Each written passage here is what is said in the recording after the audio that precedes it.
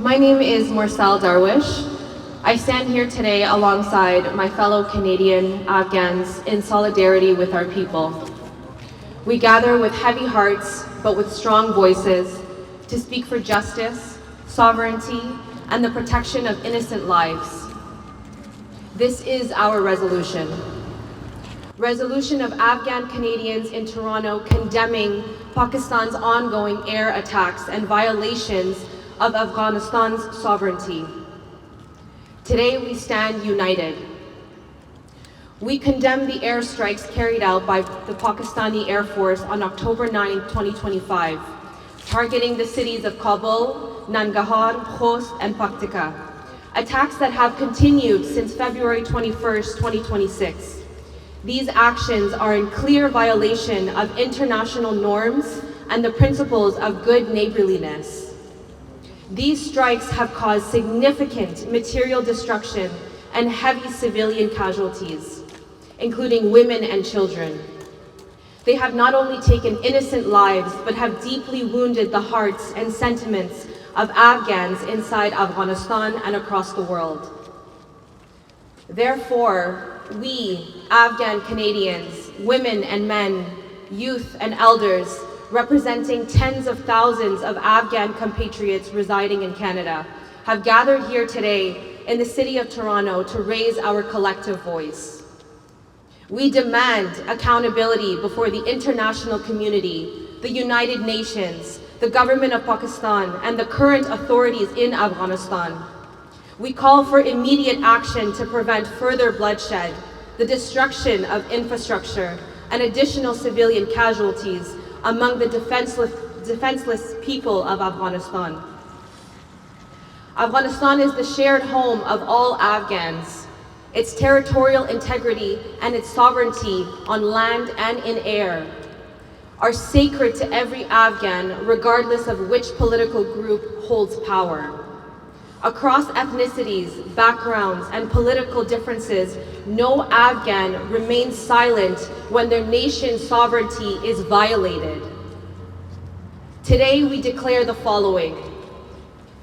To the international community and the United Nations, we strongly condemn the airstrikes carried out by the Pakistani military forces and the clear violation of Afghanistan's airspace. These attacks, which have resulted in civilian casualties, constitute a blatant violation of the principles of good neighborliness, human rights, and international humanitarian law. Attacks on residential homes, on women, on children, constitute war crimes. Those responsible must be held accountable under the international law. We call upon the international community, the United Nations Security Council, the Organization of Islamic Cooperation, the European Union, our second home, Canada, and other regional actors to take practical and effective measures to protect Afghanistan's territorial integrity and the rights of its people. Monitoring and accountability mechanisms must be activated in response to these violations of international law. Further war crimes and acts of aggression against Afghanistan's territory must be prevented. To the government of Pakistan and the current authorities in Afghanistan, we firmly urge the government of Pakistan, in accordance with the international law and principles of good neighborliness, to end all direct and indirect interference in Afghanistan's internal affairs and to respect Afghanistan's territorial integrity. Both sides must resolve disputes through diplomatic dialogue or international mediation, in accordance with the Charter of the United Nations and by peaceful means. We call for an end to support for proxy wars and for extremist and terrorist groups. Such policies destabilizes not only Afghanistan, but the entire region. The political system and the future of Afghanistan must be inclusive and determined solely by the free will of the Afghan people, not through coercion, intelligence dealings, or military threats.